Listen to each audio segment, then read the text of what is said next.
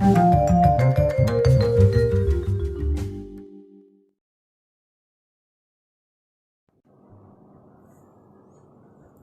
Students, welcome to our channel vision Guru. So ఇవాళ మనము new 10th class Hindi non detail నుంచి సంచయన్ నుంచి so second lesson అనమాట, సప్నోం కేసే దిన్, గురుదయాల్ సింహ్ గారు రాసినటువంటి సప్నోం కేసే దిన్. ఈ లెసన్ మనము హాఫ్ లెసన్ అనేది పార్ట్ 1 వీడియోలో ఎక్స్ప్లెనేషన్ అనేది మీరు ఆల్రెడీ చూసేస్తున్నారండి. సో ఇప్పుడు మనము రిమైనింగ్ లెసన్ ఏదైతే ఉందో పార్ట్ 2 డిస్కస్ చేసుకోబోతున్నాము. ఇందులో మనము గురుదయాల్ సింహ్ గారు తన చిన్నతనంలో జరిగినటువంటి కొన్ని సంగతుల గురించి, తన బాల్యం ఎలా గడిచింది, తన స్కూల్ లైఫ్ ఎలా ఉండేది దాని గురించి చెప్పుకున్నాం మనం దాంట్లో. సో అందులో భాగంగా వాళ్ళ పీటీ సార్ అంటే వాళ్ళకి ఎలా అంటే ఎంత భయపడేవాళ్ళు ఆయన్ని చూసి అనేది కూడా మనం అక్కడ డిస్కస్ చేసాము. సో నెక్స్ట్ కంటిన్యూషన్ పార్ట్ అనేది ఇప్పుడు చూస్తున్నాము. ఎవరైనా చూడని వాళ్ళు ఉంటే పార్ట్ 1 లింక్ అనేది నేను డిస్క్రిప్షన్లో ఇస్తానండి, మీరు చెక్ చేసుకోవచ్చు. ఇక్కడ చూస్తే हर वर्ष अगली श्रेणी में प्रवेश करते समय मुझे पुरानी पुस्तकें मिला करती. हमारे हेडमास्टर शर्मा जी एक लड़के को उसके घर जाकर पढ़ाया करते थे. वे धनाढ्य लोग थे. उनका लड़का मुझसे 1-2 साल बड़ा होने के कारण मेरे से एक श्रेणी आगे रहा. ధనాఢ్య అంటే ఏంటంటే ఎక్కువగా డబ్బున్న వాళ్ళు అనమాట, అంటే రిచ్ పీపుల్ అనుకోవచ్చు మనం. అయితే ప్రతి సంవత్సరం కూడా నెక్స్ట్ క్లాస్కి వెళ్ళబోయే ముందు నాకు కొన్ని పాత పుస్తకాలు దొరికేవన్నమాట. అంటే మా హెడ్ మాస్టర్ శర్మ గారు ఒక అబ్బాయి వాళ్ళ ఇంటికి వెళ్ళి ట్యూషన్స్ చెప్పేవాళ్ళు అనమాట. అంటే కొంచెం రిచ్ ఫ్యామిలీ కాబట్టి ఇంటికే సార్ని పిలిపించుకొని వాళ్ళు చెప్పించుకునేవాళ్ళు. సో ఆ అబ్బాయి నాకంటే కొంచెం పెద్ద కాబట్టి, అంటే నాకంటే ఒక క్లాసు పెద్ద అదంతాను. సో ఆ అబ్బాయి వాడేసినటువంటి ఆ బుక్స్ ఏవైతే ఉంటాయో వాటిని మా హెడ్ మాస్టర్ గారు నా కోసం తీసుకొచ్చి నాకు ఇచ్చేవాడు. हर साल अप्रैल में जब पढ़ाई का नया साल आरंभ होता तो शर्मा जी उसकी 1 साल पुरानी पुस्तकें ले आते. ప్రతి సంవత్సరం కూడా ఏప్రిల్లో ఎప్పుడైతే కొత్త సంవత్సరం స్టార్ట్ అవుతుందో అప్పుడు ఆ అబ్బాయి దగ్గర నుంచి పాత పుస్తకాలు తీసుకొచ్చి శర్మ అంటే హెడ్ మాస్టర్ గారు నాకు ఇచ్చేవారు. हमारे घर में किसी को भी पढ़ाई में दिलचस्पी ना थी.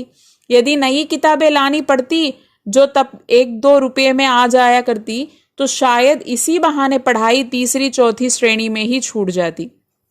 మా ఇంట్లో పెద్దవాళ్ళకు కూడా చదువు అంటే పెద్ద ఇంట్రెస్ట్ ఏం లేదు, అంటే చదివించాలి, మనం ముందే చెప్పుకున్నాం కదా.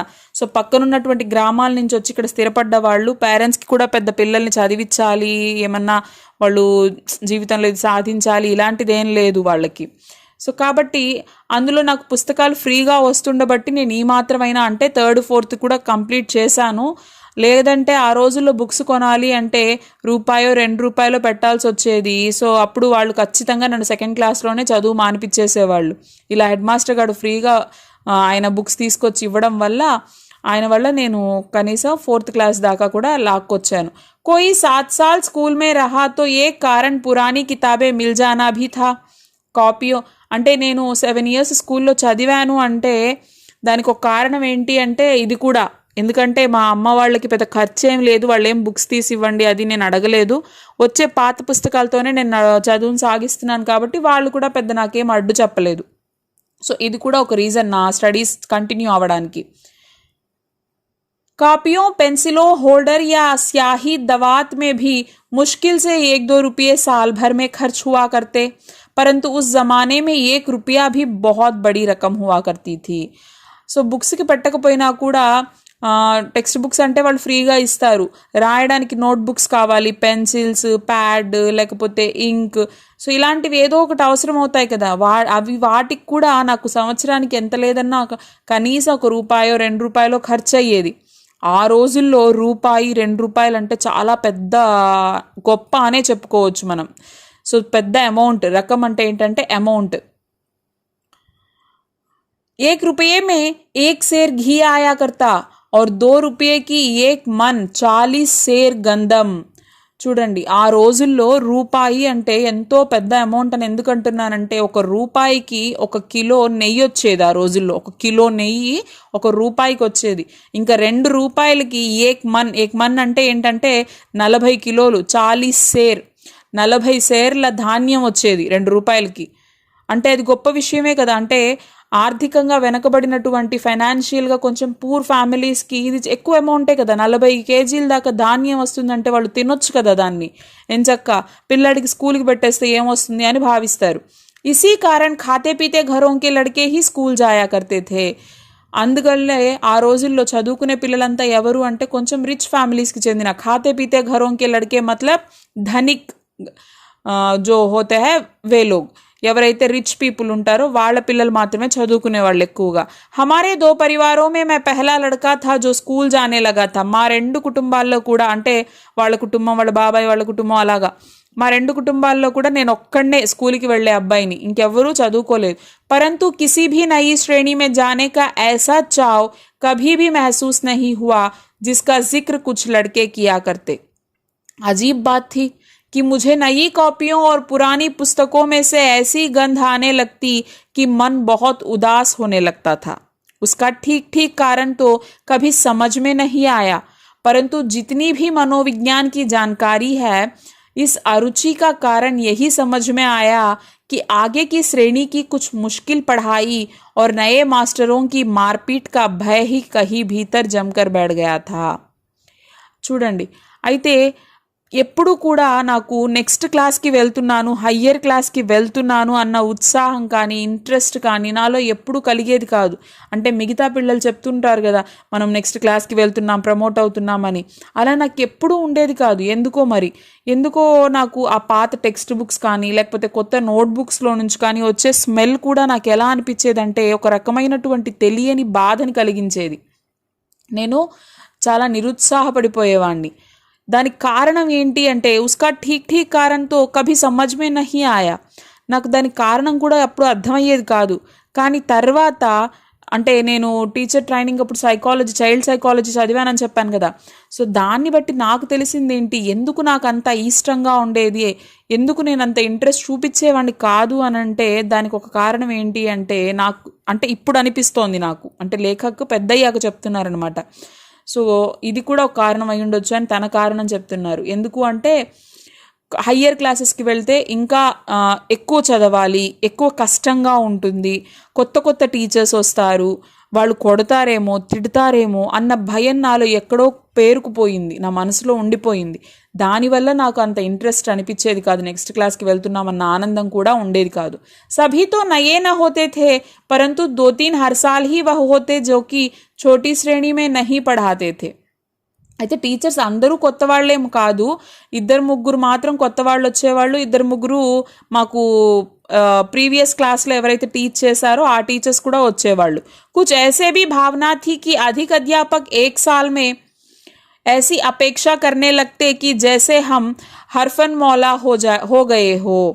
అయితే కొంతమంది టీచర్స్ మాత్రం వాళ్ళ ఫీలింగ్ ఎలా ఉండేది అంటే, నెక్స్ట్ క్లాస్కి మేము ప్రమోట్ అయ్యాము అంటే హర్ఫన్ మౌలా మతలబ్ సర్వగుణ సంపన్న, అంటే మేమేదో ఒక క్లాసు పెరిగాము అంటే మాలో ఏదో పెనుమార్పు వచ్చేసింది, మేము ఒక సర్వగుణ సంపన్న, అంటే అన్ని విధాలుగా మేము పెద్దవాళ్ళుగా అయిపోయాం. ఎలా పెద్దవాళ్ళు అయిపోతాం, ఒక క్లాసు మారినంత మాత్రాన ఏదో మాకు అన్నీ తెలుసు, అన్నీ వచ్చేస్తాయి, వీడిలో ఉన్న పలంగా ఇంప్రూవ్మెంట్ ఇంత కనిపించేసేయాలి, వీడికి అన్ని విషయాలు వచ్చేయాలి అని మా నుంచి ఎక్స్పెక్టేషన్స్ పెట్టుకుంటారు కొంతమంది టీచర్స్. యది ఉన్కి ఆశాओं पर पूरे नहीं हो पाते तो कुछ तो जैसे चमड़ी उधेड़ देने को तैयार रहते.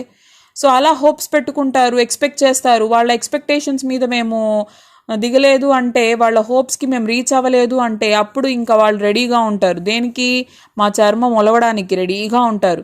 ఇన్హీ కుచ్ కారణోं से केवल किताबों कॉपियों की गंध से ही नहीं, बाहर के बड़े गेट से 10-15 गज दूर स्कूल के कमरों तक रास्ते के दोनों ओर जो अलियार के झाड़ उगे थे, उनकी गंध भी मन उदास कर दिया करती. సో ఇలాంటి కారణాల వల్లే నాకు ఆ బుక్స్ స్మెల్ చూసినా కూడా, అంటే నాకు అవి గుర్తు చేస్తాయి, ఆ పాత టెక్స్ట్ బుక్స్ కానీ కొత్త నోట్బుక్స్ యొక్క స్మెల్ కానీ. స్కూల్కి వచ్చేటప్పుడు ఫస్ట్ చెప్పారు లేఖకు మనకి, స్కూల్కి వచ్చేటప్పుడు దారికి ఇరువైపులా కూడా అటు ఇటు పెద్ద పెద్ద చెట్లు ఉంటాయి, వేప ఆకుల లాంటి ఒక వాసన, ఒక స్మెల్ అనేది వస్తుంది అని చెప్పేసి.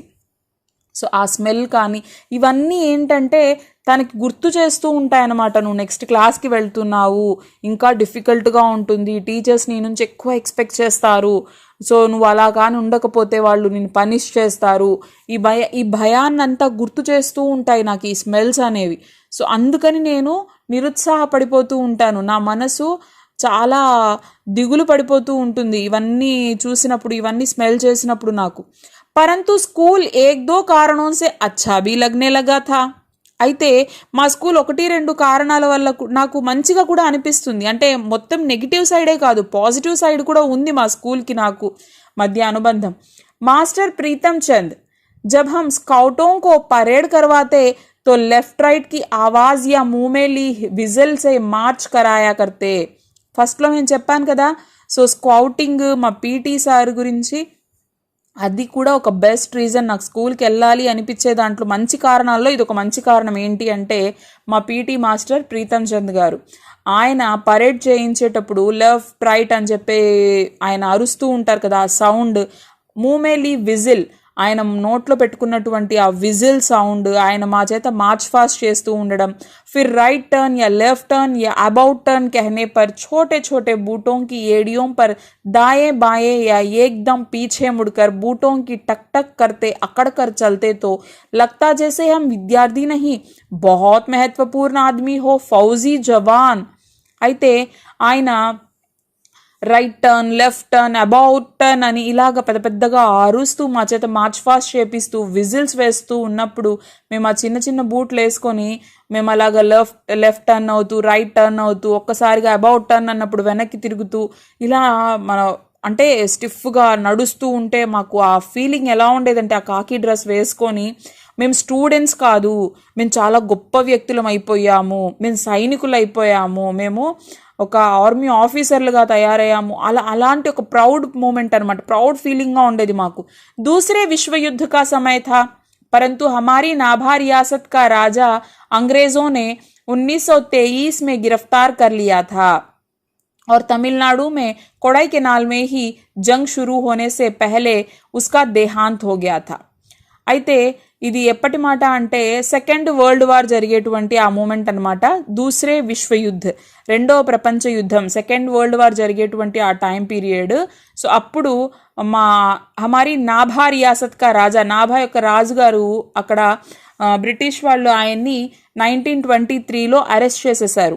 అంటే ఇప్పుడు వీళ్ళని పరిపాలించేది అక్కడ మన భారతదేశపు రాజులు ఎవరు లేరనమాట. అయితే తమిళనాడుకు చెందినటువంటి కొడైకెనాల్లో అక్కడ వార్ స్టార్ట్ అవ్వక ముందే ఆయన చనిపోయారట. ఆ రాజుగారిని బ్రిటిష్ వాళ్ళు అరెస్ట్ చేస్తున్నారు. సో అక్కడే ఆయన వరల్డ్ వార్కి ముందే ఆయన చనిపోవడం జరిగింది. ఉస్ రాజా కా బేటా కహతే థే అభి విలాయత్ మే పడ్ రహా థా. అయితే రాజు చనిపోయినప్పుడు రాజు యొక్క కొడుకు ఎవరైతే ఉంటాడో ఆయన్ని మళ్ళీ ఆ పదవిలో ఉంచాలి కదా, కానీ ఆ రాజుగాడి కొడుకు విలాయత్ అంటే విదేశాలలో, అంటే ఇతర దేశాలలో ఆయన చదువుకుంటున్నాడు. ఇస్లియే హమారే దేశీ రియాసత్ మే భీ అంగ్రేజ్ కి హీ చల్తీ థీ. కాబట్టి ఇప్పుడు మాకు రాజుగా ఎవరు ఇక్కడ సింహాసనం మీద కూర్చోలేదు కాబట్టి ఇక్కడ బ్రిటిష్ వాళ్ళ రాజ్యమే నడుస్తూ ఉంది మాకు ఇక్కడ. फिर भी राजा के ना रहते अंग्रेज हमारी रियासत के गांवों से जबरन भर्ती नहीं कर पाया था. అయితే రాజుగారు లేకపోయినా కూడా బ్రిటిష్ వాళ్ళ రాజ్యం నడుస్తున్నప్పటికీ కూడా మా ఏరియాలో ఇక్కడ మా ఊర్ల నుంచి ఎవరిని కూడా సైన్యంలోకి వాళ్ళు చేర్చుకోలేకపోయారు. అంటే ఎవరు కూడా భారతీయులు మా ఊరికి చెందినటువంటి వాళ్ళు ఎవరూ కూడా బ్రిటిష్ వాళ్ళ సైన్యంలో చేరడానికి ఇష్టపడలేదు. लोगों को फौज में भर्ती करने के लिए जब कुछ अफसर आते तो उनके साथ कुछ नौटंकी वाले भी हुआ करते. वे रात को खुले मैदान में शामियाने लगाकर लोगों को फौज के सुख आराम बहादुरी के दृश्य दिखाकर आकर्षित किया करते. उनका एक गाना अभी भी याद है, कुछ मस्खरे अजीब सी वर्दियां पहने और अच्छे बड़े फौजी बूट पहने गाया करते. అయితే ఇక్కడ ఏం చెప్తున్నారు, సో అక్కడ బ్రిటిష్ సైన్యంలో ఎవరు కూడా మా ఊరి నుంచి ఎవరు కూడా చేరేవాళ్ళు కాదు, అంటే భారతీయులు పెద్ద ఇంట్రెస్ట్ చూపించేవాళ్ళు కాదు. అయితే వాళ్ళ నుంచి బ్రిటిష్ వాళ్ళ సైన్యం నుంచి సెలెక్ట్ చేసుకోవడానికి వచ్చేటువంటి కొంతమంది ఆఫీసర్లు వచ్చేవాళ్ళు. సో వాళ్ళతో పాటుగా కొంతమంది నौटंकी करने वाले मतलब నాటక్ करने वाले, కొంతమంది నాటకాలు వేసుకునే వాళ్ళు కూడా వాళ్ళతో వచ్చేవాళ్ళు, బ్రిటిష్ ఆఫీసర్స్తో పాటు వచ్చేవాళ్ళు. వాళ్ళు వచ్చి ఏం చేసేవాళ్ళు, నైట్ టైంలో ఆ ఓపెన్ గ్రౌండ్స్ ఉంటాయి కదా, ఓపెన్ గ్రౌండ్స్లో షామియానాలు టెంట్స్ వేసుకొని అక్కడ అందరినీ గుంపుగా గుమిగూడి అందరూ ప్రజలందరికీ కూడా వాళ్ళు ఫౌజ్కే సుఖ్ ఆరాం బహాదూరికే దృశ్య అంటే సైన్యంలో చేరితే ఎలాంటి సుఖాలు అనుభవించవచ్చు, ఎలాంటి మంచి జీవితం లభిస్తుంది, సో ఇలాంటివన్నీ కూడా కొన్ని ఇమేజెస్ అవి ఎలా ఉంటాయి అని నాటక రూపంలో అందరినీ అట్రాక్ట్ చేయడానికి, అంటే యంగ్ జనరేషన్ ఎవరైతే చేరట్లేదో సైన్యంలో, సో అలాంటి వాళ్ళు చేరడం కోసం, వాళ్ళని అట్రాక్ట్ చేయడం కోసం ఈ నాటకాలు ఆడే వాళ్ళని తీసుకొచ్చి అక్కడ అందరికీ చూపించేవాళ్ళు అనమాట. సో చేరితే ఎంత బాగుంటుంది, లైఫ్ ఎలా ఉంటుంది అనేది ఒక నాటక రూపంలో వాళ్ళు చూపించేవాళ్ళు. ఉన్కా ఏ గానా అభీ భీ యాద్ హై, కుచ్ మస్కరే అజీబ్ సి వర్దియా పెహనే और अच्छे बड़े फौजी बूट पहने गाया करते. అయితే వాళ్ళు ఒక పాట పాడేవాళ్ళు, ఆ నాటకం వేస్తూ ఒక పాట పాడుతూ అందరికీ చెప్పేవాళ్ళు అనమాట ఎలా ఉంటుంది సైన్యంలో చేరితే అనేది. మస్కరే అంటే ఏంటి అంటే జోక్స్ వేస్తూ కొంచెం నవ్విస్తూ అలా చెప్పేవాళ్ళు. కొంతమంది ఒక యూనిఫామ్ లాంటిది వేసుకొని పెద్ద పెద్ద బూట్లు వేసుకొని సైన్యంలో ఉన్నటువంటి ఆఫీసర్స్ లాగా వాళ్ళు రెడీ అయ్యి సో నాటకాన్ని ప్రదర్శించేవాళ్ళు. సో అలా ప్రదర్శిస్తూ వాళ్ళు పాట పాడేవాళ్ళు అనమాట. ఏం పాట పాడేవాళ్ళు అంటే ఇక్కడ చూడండి, భర్తీ హోజారే రంగురూట్ భర్తీ హోజారే అఠే మిళైసే టూటే లీతర్ ఉఠే మిళైందే బూట్ భర్తీ హోజారే రంగురూట్. చూడండి, రంగురూట్ అంటే ఏంటి అంటే కొత్తగా చేరేటువంటి సిపాయిలు, సైనికులు అనుకోవచ్చు మనము. భర్తీ హోజారే రంగురూట్, సో నువ్వు కూడా చేరు, కొత్త సిపాయిగా ఒక సైనికుడిగా నువ్వు కూడా వచ్చి చేరు. భర్తీ హోజారే రంగురూట్ భర్తీ హోజారే అఠే మిలైసే టూటే లీతర్ ఉఠే మిలైందే బూట్. అఠే అంటే ఏంటంటే ఇక్కడ, ఉఠే అంటే అక్కడ, ఇక్కడ ఏం దొరుకుతుంది, టూటే లీతర్ అంటే ఏంటి అంటే ఫటే పురానే ఖస్తహాల్ జూతే అంటే చిరిగిపోయినటువంటి అరిగిపోయినటువంటి షూస్, చెప్పులు అనుకోవచ్చు మనం. సో ఇక్కడుంటే నీకేం దొరుకుతుంది, అరిగిపోయినటువంటి చినిగిపోయినటువంటి చెప్పులు వేసుకొని తిరగాలి నువ్వు. అదే అక్కడుంటే ఉఠాయ్ మిలైందే బూట్, అక్కడుంటే ఏం దొరుకుతుంది, నువ్వు సైన్యంలో చేరితే నీకు బూట్లు దొరుకుతాయి, మంచి షూస్ ఇస్తారు వాళ్ళు. భర్తీ హోజారే రంగురూట్, నువ్వు సైనికుడిగా చేరు, సైన్యంలో చేరు, నువ్వు ఇక్కడుంటే నీకేం దొరకదు, అక్కడుంటే ఏం దొరుకుతుంది అనేది ఇక్కడ మనకి చెప్తున్నారనమాట. అఠే మిలైసే టూటే లీతర్ ఉఠే మిలైందే బూట్, ఇక్కడుంటే నువ్వు అరిగిపోయిన చెప్పులు వేసుకొని తిరగాలి, అదే అక్కడుంటే నీకు బూట్లు ఇస్తారు.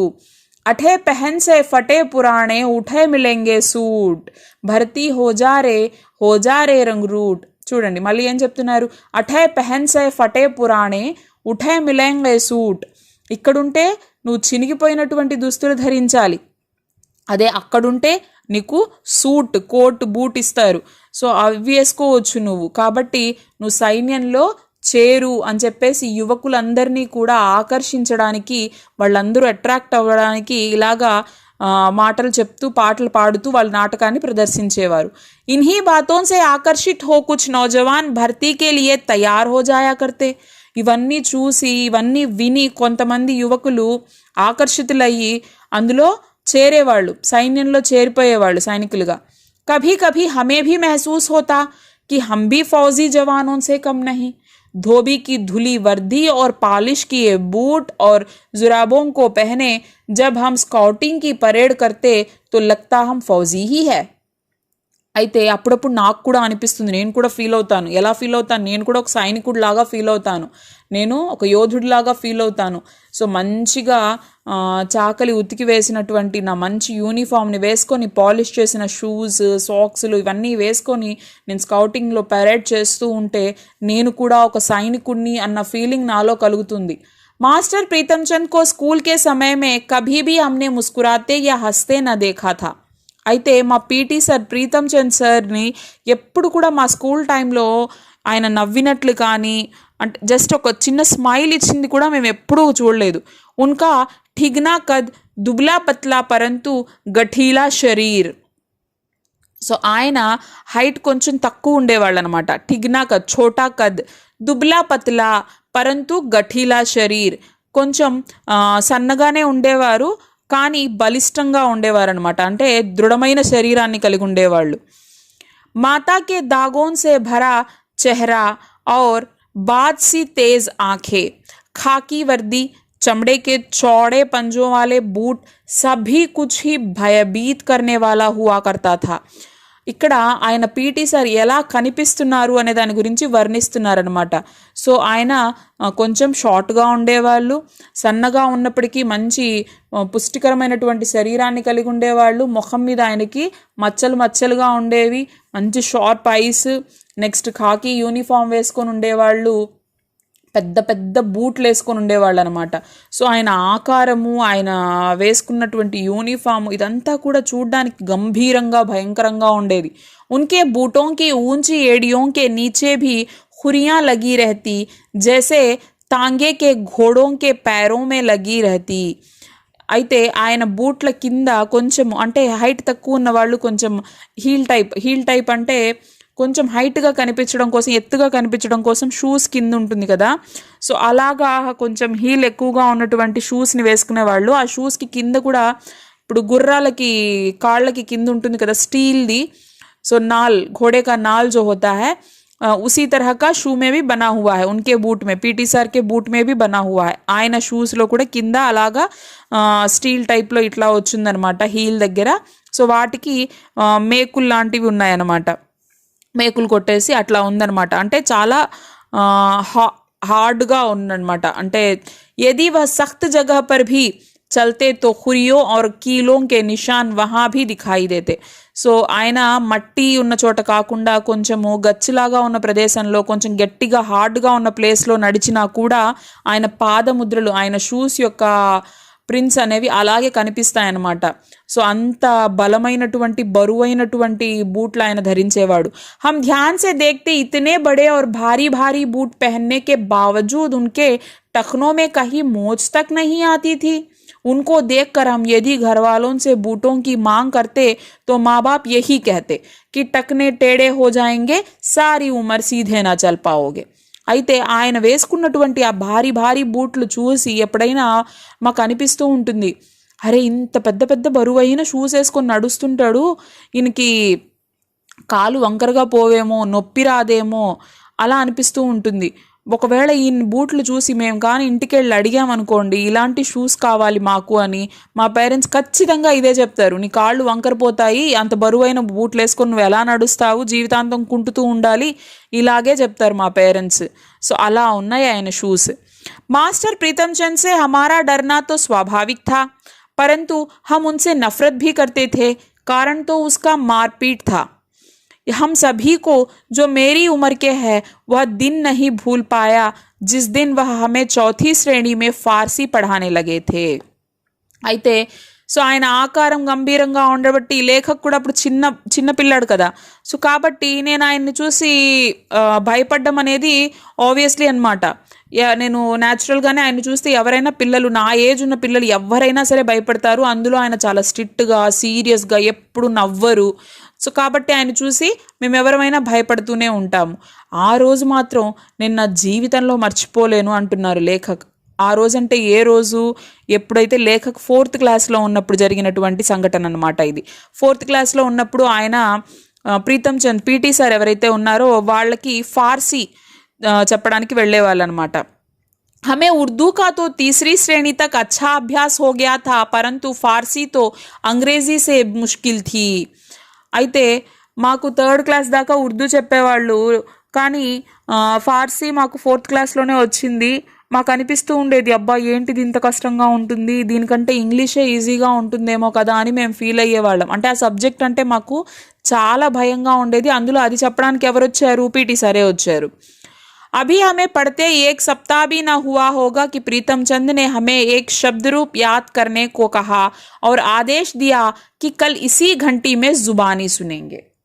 అయితే మాకు ఆ సబ్జెక్ట్ స్టార్ట్ చేసి కేవలం ఒక 1 వీక్ కూడా సరిగ్గా కాలేదు. మాకు అసలు అది రాదు. అప్పుడే ఆయన మాకు టీచ్ చేయడానికి వచ్చారు. వచ్చి ఏం చేశాడు, అది ఎక్స్ప్లెయిన్ చేసి కొన్ని వర్డ్స్ ఇచ్చారు వాళ్ళకి. కొన్ని వర్డ్స్ ఇచ్చేసి నెక్స్ట్ నేను రేపు సేమ్ పీరియడ్ ఇదే టయానికి నేను వస్తాను, ప్రతి ఒక్కరి దగ్గర అప్పచెప్పించుకుంటాను అన్నాడు. జుబానీ సునేంగే మతలబ్ ఓరల్. నేను టెస్ట్ ఏం పెట్టను, ప్రతి ఒక్కరిని ఇండివిజువల్గా ఓరల్ నేను అడుగుతాను, అప్పచెప్పించుకుంటాను, ప్రతి ఒక్కరు నాకు చెప్పాలి అని చెప్పేసి ఆర్డర్ వేసేసాడు ఆయన. हम सभी घर लौटकर रात देर तक उसी शब्द रूप को बार बार याद करते रहे, परंतु केवल 2-3 ही लड़के थे जिन्हें आधी या कुछ अधिक शब्द रूप याद हो पाया. दूसरे दिन बारी बारी सबको सुनाने के लिए कहा, तो एक भी लड़का ना सुना पाया. సరే, అయితే ఇక్కడ తర్వాత ఏం చేశారు, నెక్స్ట్ డేకి మేమందరం ఇంటికి వెళ్ళిన తర్వాత చాలా లేట్ నైట్ దాకా చదివాము, చాలా కష్టపడ్డాము, కానీ మాకెవ్వరికీ అది రాలేదు. ఒక 2-3 కొంచెం సగం సగం నేర్చుకున్నారు, అరాకొరగా నేర్చుకున్నారు వాళ్ళు. స్కూల్కి వచ్చేసాము. తర్వాత సార్ అడిగారనమాట. అడిగితే ఒక్కడికి కూడా నోట్లో నుంచి మాట రాలేదు, ఎవ్వరం చెప్పలేకపోయాం మేము. అప్పుడు సార్కి చాలా కోపం వచ్చేసింది. తభీ మాస్టర్ జీ గుర్రాయే సభీ కాన్ పకడో. అప్పుడు ఆయన కోపంగా అన్నారు, అందరూ చెవులు పట్టుకోండి అని చెప్పేసి. हमने झुककर टांगों के पीछे से बाहें निकाल कर कान पकड़े तो वह गुस्से से चीखे, पीठ ऊंची करो. तो सर ने పనిష్మెంట్ దే దియా.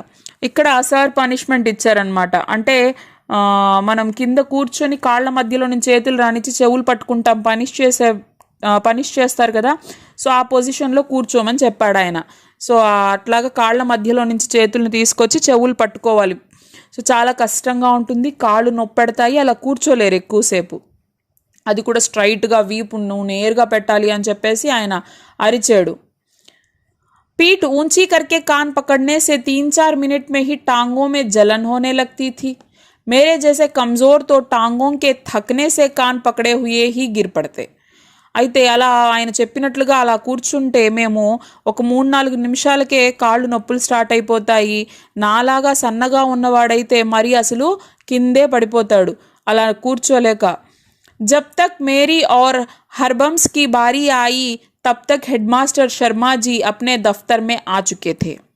जब हमें सज़ा दी जा रही थी तो उसके कुछ समय पहले शर्मा जी स्कूल की पूरब की ओर बने सरकारी अस्पताल में डॉक्टर कपलाश से मिलने गए थे. वह दफ्तर के सामने की ओर चले आए. आते ही जो कुछ उन्होंने देखा वह सहन नहीं कर पाए. అయితే అలా ఒక్కొక్కరిని అడుగుతున్నారు, చెప్పకపోతే పనిష్ చేస్తూ ఉన్నారనమాట పీటీ సార్. అయితే నా టర్న్, అలాగే హర్బమ్స్ యొక్క టర్న్ వచ్చింది. సో అప్పుడు హెడ్ మాస్టర్ గారు ఆఫీస్లో నుంచి వెళ్ళిపోయి ఉన్నారనమాట. ఎక్కడికి వెళ్ళారట ఆయన, సో అక్కడ డాక్టర్ కప్లాష్, అక్కడ ఉన్నటువంటి గవర్నమెంట్ హాస్పిటల్లో ఉన్నటువంటి డాక్టర్ కప్లాష్ అని ఆయన్ని కలవడానికి స్కూల్ పక్కన వెళ్ళి అక్కడ మాట్లాడేసుకొని మళ్ళీ ఆయన ఆఫీస్ దగ్గరికి స్కూల్లోకి రిటర్న్ వస్తూ ఉన్నారు. వస్తున్నప్పుడు చూశారు ఆయన పిల్లలకి ఈ విధంగా పనిష్మెంట్ ఇవ్వడం పీటీ సార్. సో ఆయనకి కోపం కంట్రోల్ అవ్వలేదు. ఎందుకు, హెడ్ మాస్టర్ గారు చాలా మంచి వ్యక్తి, మనం ముందే చెప్పుకున్నాం కదా. శర్మాజీ బహుత్ అచ్చే థే, బచ్చోं को कुछ न कहते थे, కేవల్ ఛోటా సా చాటా మార్ దేతే థే. ఆయన పిల్లల్ని ఏమనేవారు కాదు, పనిష్మెంట్ ఇచ్చేవారు కాదు. ఆయన ఎప్పుడైనా కోపం వస్తే ఒక చిన్న చెంపదెబ్బ వేసి మందలించేవాళ్ళు. అలాంటిది ఇక్కడ పీటీ సార్ అలాగా 4th క్లాస్ పిల్లల్ని పనిష్ చేస్తూ ఉండడం చూశారు ఆయన. शायद यह पहला अवसर था कि वह पीटी प्रीतम चंद की उस बर्बरता को सहन ना कर पाए. సో అయితే ఇది ఫస్ట్ టైం ఆయన పీటీ సార్ ఇంత స్ట్రిక్ట్గా పిల్లలతో బిహేవ్ చేయడము, ఇంత మూర్ఖంగా ఇలా పనిష్ చేయడం అనేది ఫస్ట్ టైం ఆ హెడ్ మాస్టర్ గారు చూశారు. బహుత్ ఉత్తేజిత్ హో గయే థే, ఆయనకు చాలా కోపం వచ్చింది. What are you doing? Is it the way to punish the students of 4th class? Stop it at once. ఆయన ఇంగ్లీష్లో ఇలా చెప్పాడనమాట హెడ్ మాస్టర్. ఏమని చెప్పాడు? What are you doing? Is it the way to punish the students of 4th class? Stop it at once. హమే తబ్ అంగ్రేజీ నహీ ఆతీ థీ. సరే ఇలా చెప్పాడు అని లేఖక్ ఈ వాక్యాలు రాశారు, కానీ లేఖక్ తెలీదు హెడ్ మాస్టర్ ఏం చెప్పాడు. ఎందుకు? ఆ 4th క్లాస్ వాళ్ళకి ఇంగ్లీష్ రాదు. क्योंकि उस समय 5वीं श्रेणी से अंग्रेजी पढ़ानी शुरू की जाती थी. అప్పట్లో 5th క్లాస్ నుంచి ఇంగ్లీష్ టీచ్ చేసేవాళ్ళు. సో ఈయన 4th క్లాస్ కదా, ఈయనకి తెలియదు ఏం చెప్పారు అని. परंतु हमारे स्कूल के 7वीं 8वीं श्रेणी के लड़कों ने बताया था। అయితే తర్వాత చెప్పారు నాకు, మా 7th క్లాస్ 8th క్లాస్ చదివే పిల్లలు అడిగాను నేను, ఏంటి హెడ్ మాస్టర్ గారు ఏదో చెప్పారు అని. అప్పుడు వాళ్ళు చెప్పారు. ఏమని చెప్పారు హెడ్ మాస్టర్ గారు? శర్మాజీనే కహా థా, ఆయన ఏం చెప్పారంటే హెడ్ మాస్టర్ గారు, క్యా కర్తే హై, ఏం చేస్తున్నావు, క్యా చౌథీ శ్రేణి కో సజా దేనే కా యా ఢంగ్ హై, 4th క్లాస్ పిల్లల్ని పనిష్ చేసే విధానం ఇదేనా, ఇసే ఫారన్ బంద్ కరో, వెంటనే నువ్వు వాళ్ళని ఆపేయి పనిష్ చేయడము అని చెప్పేసి హెడ్ మాస్టర్ గారు అన్నారా అని చెప్పి నాకు 7th 8th క్లాస్ చదివే పిల్లలు చెప్పారు. శర్మాజీ గుస్సే సే కాంప్తే బరామ్దే say he Apne దఫ్తర్ May Chale Gaye. So అలా చెప్పేసి పీటీ సార్ని అరిచేసి ఆయన హెడ్ మాస్టర్ గారు కోపంగా అలాగే వెంటనే వరండాలో నుంచి ఆయన ఆఫీస్కి వెళ్ళిపోయాడు. फिर जब प्रीतम चंद कई दिन स्कूल नहीं आए तो यह बात सभी मास्टरों की जुबान पर थी कि हेडमास्टर शर्मा जी ने उन्हें मुअत्तल करके अपनी ओर से आदेश लिखकर मंजूरी के लिए हमारी रियासत की राजधानी नाभा भेज दिया था. అయితే ఆయన చాలా రోజులు పీటీ సార్ మళ్ళీ స్కూల్కి రాలేదంట. ప్రీతం చంద్ సార్ స్కూల్కి రాలేదు. తర్వాత ఎందుకు రాలేదు అని ఆ టీచర్స్ అందరూ మాట్లాడుకుంటూ ఉంటే తెలిసిందేంటి అంటే హెడ్ మాస్టర్ శర్మ గారు ఆయన్ని సస్పెండ్ చేసేశారు. ముअत्तल किए, अपने ओर से आदेश लिखकर मंजूरी के लिए हमारी रियासत की राजधानी नाभा भेज दिया है. वहाँ हरजीलाल नाम के महकमाए तालीम के डायरेक्टर थे जिनसे ऐसे आदेश की मंजूरी आवश्यक थी. అయితే చూడండి, ఆయన లెటర్ రాసి సస్పెన్షన్ లెటర్ ఇచ్చేసి ఆయన్ని నాభాకు పంపించారనమాట. ఎందుకు పంపించారు? అక్కడ లెటర్ రాయించుకొని సైన్ చేయించుకురమ్మని పంపించారు. ఎవరి దగ్గర? హర్జీలాల్. అక్కడ హర్జీలాల్ అనే పేరుతో ఎడ్యుకేషన్ డిపార్ట్మెంట్కి చెందినటువంటి, అంటే మెహక్మాయే తాలీం అంటే ఎడ్యుకేషన్ డిపార్ట్మెంట్ అనమాట, శిక్షా విభాగ్. ఆ ఎడ్యుకేషన్ డిపార్ట్మెంట్కి చెందినటువంటి డైరెక్టర్ హర్జీలాల్ అనేటువంటి ఆయన ఉన్నారు అక్కడ. ఆయన దగ్గర సైన్ చేయించుకొని లెటర్ తీసుకొని మీరు మళ్ళీ స్కూల్కి రావాలి అని చెప్పేసి ఆయన్ని పంపించేశారు పీటీ సార్ని. उस दिन के बाद यह पता होते हुए भी कि पीटी प्रीतम चंद को जब तक नाभा से डायरेक्टर बहाल नहीं करेंगे तब तक वह स्कूल में कदम नहीं रख सकते. బహాల్ కర్నా మతలబ్ పూర్వస్థితి మే ప్రాప్త్ కర్నా. బహాల్ అంటే మళ్ళీ ఆయన ప్రీవియస్ పొజిషన్లోకి చేరొచ్చు, ఆయన మళ్ళీ స్కూల్కి వెళ్ళొచ్చు అని అక్కడ డైరెక్టర్ సైన్ చేసి లెటర్ ఇస్తేనే ఆయన స్కూల్కి రాగలరు పీటీ సార్, లేకపోతే రారు అని మా అందరికీ తెలుసు. అయినప్పటికీ కూడా तब तक वह स्कूल में कदम नहीं रख सकते. जब भी फारसी की घंटी बजती तो हमारी छाती धक धक करती, फटने को आती. ఆయన రాడని తెలుసు, అక్కడ ఆయనకి లెటర్ ఇస్తేనే ఈయన స్కూల్కి వస్తాడని తెలుసు, ఆయన స్కూల్లో పీటీ సార్ లేరు అని కూడా తెలుసు. అయినా కూడా మాకు ఆయన పీరియడ్ టైం అయి బెల్ కొట్టారు అంటే చాలు మా గుండెల్లో రైళ్లు పరిగెడతాయి, మాకు ఎక్కడలేని టెన్షన్ వచ్చేస్తుంది. परंतु जब तक शर्मा जी स्वयं या मास्टर नौहरिया राम जी कमरे में फारसी पढ़ाने ना आ जाते हमारे चेहरे मुरझाए रहते. మేము భయంతో వణికిపోతూ ఉంటాం. మా హెడ్ మాస్టర్ శర్మ గారు లేకపోతే ఇంకొక టీచర్ నౌహరియా రామ్ గారు ఎవరో ఒకరు, వాళ్ళిద్దరిలో ఎవరో ఒకరు మా క్లాస్కి వస్తే తప్ప మా మొహాలు అలాగే వేలాడ తీసుకొని ఉండిపోతాం మేము, అంటే టెన్షన్తో, ఆ భయంతో. फिर कई सप्ताह तक पीटी मास्टर स्कूल नहीं आए. तो చాలా వారాలు గడిచిపోయాయి కానీ పీటీ సార్ స్కూల్కి రాలేదు. पता चला कि बाजार में एक दुकान के ऊपर उन्होंने जो छोटी छोटी खिड़कियों वाला चौबारा किराए पर ले रखा था वही आराम से रह रहे थे. తర్వాత మాకు తెలిసింది ఏంటంటే అక్కడ బజార్ దగ్గర ఒక షాప్ పైన ఒక రూమ్ ఆయన రెంట్కి తీసుకుని ఉన్నారనమాట. చిన్న చిన్న విండోస్, చుట్టూ డోర్స్ ఉంటాయన్నమాట. సో దాన్ని ఆయన రెంట్కి తీసుకొని ఉండేవాళ్ళు. అక్కడే ఆయన ఆరాం అంటే ఏంటంటే విశ్రాంతి తీసుకుంటూ అక్కడే ఉంటున్నారు అని తెలిసింది. कुछ 7वीं 8वीं के विद्यार्थी हमें बताया करते कि उन्हें मुअत्तल होने की रत्ती भर भी चिंता नहीं थी. అయితే మాకు 7th 8th స్టూడెంట్స్ కొంతమంది చెప్పారు. ఏమని చెప్పారు? రే పీటీ సార్ని తీసేశారు కదా, అలా తీసేసినందుకు ఆయనకి కొంచెం కూడా బాధగా లేదురా, ఆయన ప్రశాంతంగా ఉన్నారు అక్కడ. पहले की तरह ही आराम से पिंजरे में रखे 2 तोतों को दिन में कई बार भिगो कर रखे बादामों की गिरियों का छिलका उतार कर उन्हें खिलाते, उनसे बातें करते रहते हैं.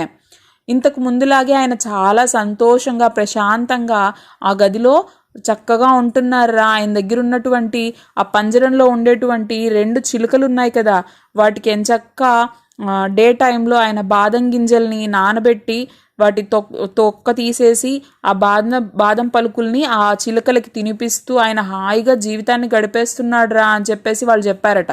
ఉన్కే వే తోతే హమ్నే భీ కయి బార్ దేఖే థే. ఆయన పెంచుతున్నటువంటి ఆ చిలుకల్ని మేము కూడా చాలాసార్లు చూసున్నాము. हम उन बड़े लड़कों के साथ उनके चौबारे में गए थे जो लड़के पीटी साहब के आदेश पर उनके घर का काम करने जाया करते. అయితే ఎలా చూసాము, ఎందుకు వెళ్ళాము మేమంటే, కొంచెం పెద్ద పిల్లలు ఉంటారు కదా, 7th 8th పిల్లలు.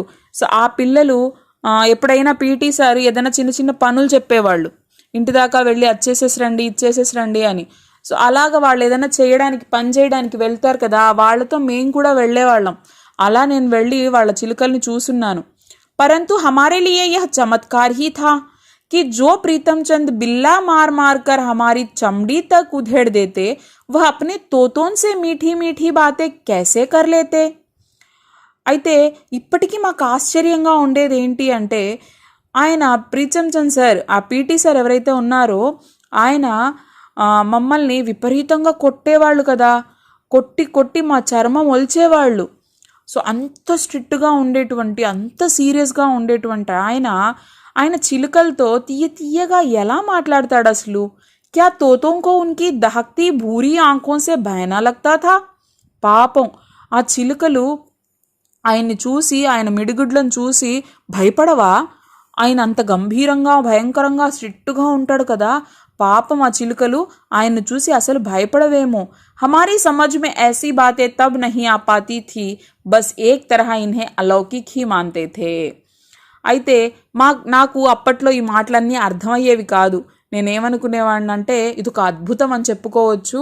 అంత సీరియస్గా సాడిస్టులా బిహేవ్ చేసేటువంటి మా పీటీ సార్ అలాంటి చిలుకల్ని పెంచుకోవడం అనేది ఒక పెద్ద వింత నా దృష్టిలో ఆ రోజుల్లో అని చెప్పేసి మన లేఖకి ఇక్కడ చెప్తున్నారనమాట. ఈ విధంగా అంటే తన బాల్యంలోని ఈ సంగతులన్నీ కూడా ఎలా ఉన్నాయి మన లేఖకి అంటే, సప్నోం కేసే దిన్, ఒక కలలాగా, మనం పడుకున్నప్పుడు వచ్చేటువంటి ఒక తీయటి కలలలాగా తన బాల్యం గడిచిపోయింది అని చెప్తూ తన చిన్ననాటి సంగతులు, తన స్కూల్ టైంలో తను ఎలా ఆడేవాళ్ళు, ఎలా చెరువు గట్లకి దగ్గర ఆడేవాళ్ళు, అమ్మమ్మ వాళ్ళ ఇంటికి వెళ్ళి ఎలా తిని టైం స్పెండ్ చేసేవాళ్ళు, హాలిడేస్లో హాలిడే హోంవర్క్ ఫినిష్ చేయకపోతే అప్పుడు పడ్డ భయము, టీచర్స్తో తను ఫేస్ చేసినటువంటి సిచ్యువేషన్స్, సో ఎలా కొత్త పుస్తకాలు పాత పుస్తకాలు వాటి వాసన చూడగానే తనకి ఎలా భయం వేసేది, ఎందుకు తనకు స్కూల్ అంటే ఇష్టం లేదు, ఇలాంటి తన జ్ఞాపకాలన్నిటినీ కూడా సప్నోం కేసే దిన్ అని చెప్పేసి ఈ లెసన్లో మనందరితో పంచుకోవడం జరిగింది. ఐ హోప్ మీ అందరికీ అర్థమయ్యింది అనుకుంటున్నాను. సో ఈ లెసన్కి సంబంధించి మీకేమన్నా డౌట్స్ ఉన్నట్లయితే నా కామెంట్ సెక్షన్లో తెలియజేయండి. ఇంతకు ముందు ఫస్ట్ లెసన్ కూడా హరిహర్ కాకా లెసన్ ఎక్స్ప్లెనేషన్ వీడియో కూడా మన ఛానల్లో ఉంది. సో చూడండి, మీకు ఏ విధంగా అయినా సరే ఈ వీడియోస్ అనేవి హెల్ప్ అవుతున్నాయి, లేదు మీకు తెలిసిన వాళ్ళకి హెల్ప్ అవుతాయి అనుకున్నా కూడా తప్పకుండా మన ఛానల్ని లైక్ చేయండి, షేర్ చేయండి, సబ్స్క్రైబ్ చేసుకోవడం మర్చిపోవద్దు. అలాగే బెల్ ఐకాన్ని క్లిక్ చేసినట్లయితే మీకు మేము వీడియో పెట్టిన వెంటనే నోటిఫికేషన్ అనేది వస్తుంది. Thank you.